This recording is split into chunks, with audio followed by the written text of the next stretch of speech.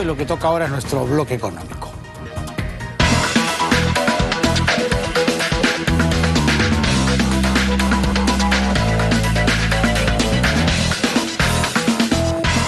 Ante la eventualidad de lluvias intensas en nuestra capital, finalmente el gobierno decidió declarar 18 distritos de Lima metropolitana y 4 más del Callao en emergencia. Y en total, la declaratoria de emergencia abarca 400 distritos a nivel nacional. ¿Cuáles son las consecuencias económicas de eso? Eso se lo vamos a preguntar a Mari Moyo, que es profesora de SAN y que ya está hoy con nosotros. ¿Cómo estás, Mari? Muy buenas tardes.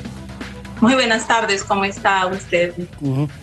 A ver, la declaratoria de emergencia e incluso los pedidos que se han hecho desde la Alcaldía de Lima, por ejemplo, de declarar no laborable el día de mañana para tener a la ciudad, digamos, tranquila ante cualquier eventualidad, ¿qué consecuencias pueden traer en el plano económico?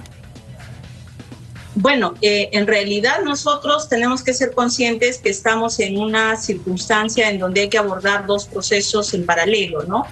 Por un lado, primero tenemos que ya estamos ante un fenómeno natural que ha ocasionado daños y que ya hay desastres porque hay pérdidas de vidas y también hay pérdidas de patrimonio en varios de los distritos que se entiende ya han sido afectados. Nosotros tenemos más o menos que Lima tiene incluido Lima Metropolitana, o sea, mejor dicho, la provincia de Lima Metropolitana, incluido el distrito de Lima del Cercado, son 43 distritos. El haberse declarado 18 de ellos en situación de emergencia significa que el 41% del territorio solo de Lima Metropolitana está siendo afectado en una sola provincia. Eso habla de que nosotros tenemos que diferenciar, por ejemplo, que se han hecho estudios y estimaciones por las instituciones científicas y también por las instituciones oficiales del Estado que han declarado un ratio de datos, de información que se está conociendo y que tiene al día de ayer toda una estimación, por ejemplo, de que el riesgo muy alto para inundación en el periodo de marzo a mayo del 2023 para Lima representa de que nosotros tendríamos afectados 460 centros poblados. ¿No? Y eso supone que cuando están siendo afectados con un riesgo muy alto, tendríamos que estar hablando no solamente de un post-desastre que ya estamos ahorita, sino también ante un riesgo inminente.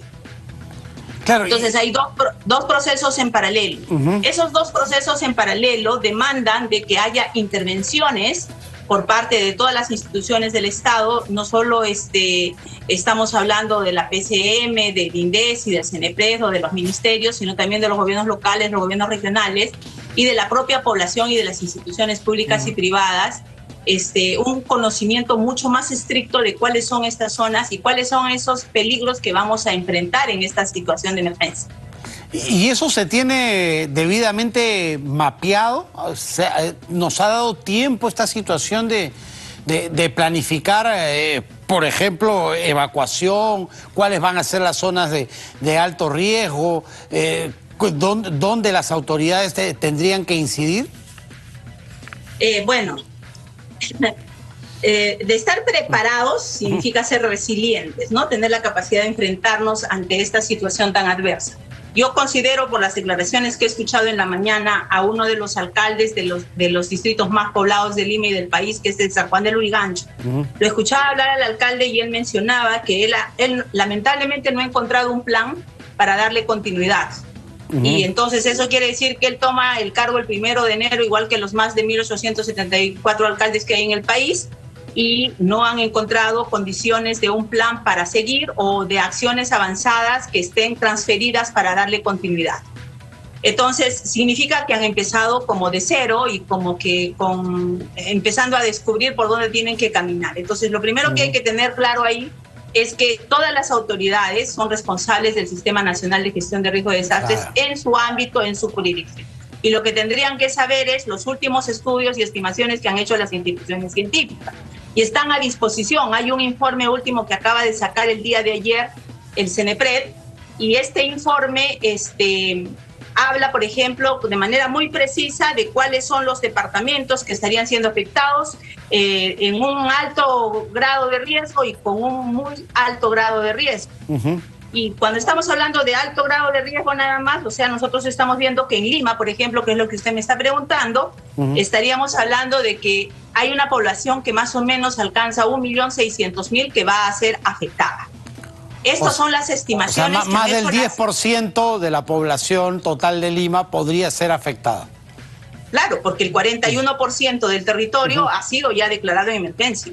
Claro. Y ha sido declarado en emergencia porque ya hay desastre, pero no nos estamos preparando o entendiendo que además hay un peligro inminente de mayor daño, de mayor afectación, de mayor impacto. Y no solamente por el tema de las lluvias, sino también porque nosotros tenemos que entender que este periodo de emergencia se declara de acuerdo a la ley por 60 días. En 60 días se definirá si eso se amplía o no se amplía, pero en ese periodo hay una oportunidad. Hay una oportunidad ¿para qué? Para que se pueda intervenir haciendo un procedimiento de compras, un procedimiento de intervención que no tiene que ver con el sistema formal que tiene el gasto público. Y eso supone que tengan que tener medidas de respuesta, de preparación, y por lo tanto hay una oportunidad, aparte de que tenemos ya un desastre, ¿no? O sea, tenemos que lamentar vidas, tenemos que lamentar pérdidas de matrimonio, pero hay una oportunidad para hacer algo. A mí me preocupa particularmente el que tengamos no solamente esta situación de desastre que ya está en curso por el fenómeno que nos ha traído el ciclón, sino que además el último informe del ENFEN, que habla sobre los estudios permanentes que se vienen haciendo y el monitoreo que se le hace al fenómeno del Niño, y se habla de que estamos prácticamente en la antesala de un niño. De un niño, y eso supone que nosotros estamos en diciembre o en enero ante un niño de todas maneras.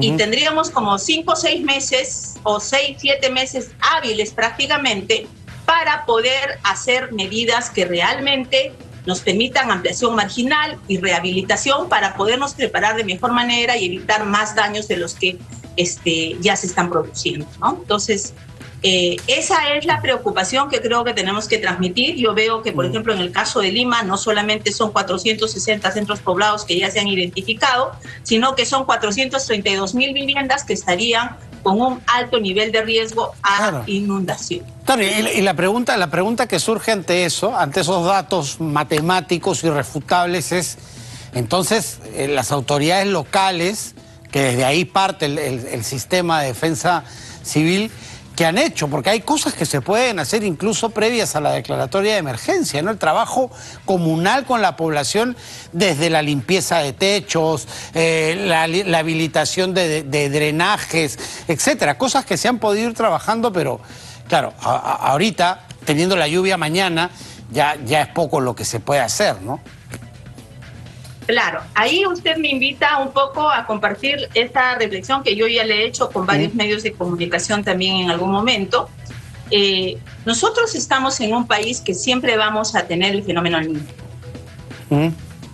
Vamos a tener sismos, vamos a tener lluvias, y para eso nosotros tenemos que entender qué cosa es la exposición y qué cosa es la fragilidad que se presenta en las poblaciones que están asentadas en estas zonas que ya han sido identificadas como de riesgo alto o de muy alto riesgo. Entonces, esas zonas, por ejemplo, no son pocas. O sea, si usted recuerda, el fenómeno del Niño solamente afectó 13 departamentos del Perú. 13 departamentos, era más de la mitad del país en el año 2017. Entonces, lo que tenemos que entender es que esos departamentos, esas provincias, esos distritos y esas poblaciones en específico de cada distrito deberían de tener muy claro el conocimiento de cuál es el mapa del peligro, cuál es el mapa de vulnerabilidad. ¿Por qué? Porque ahí vamos a encontrar con claridad lo que yo estoy hablando, que se llama exposición y fragilidad. ¿Dónde están? Exposición es cuando la población se establece en una zona que por solamente estar ahí ya va a ser afectada o va a ser víctima.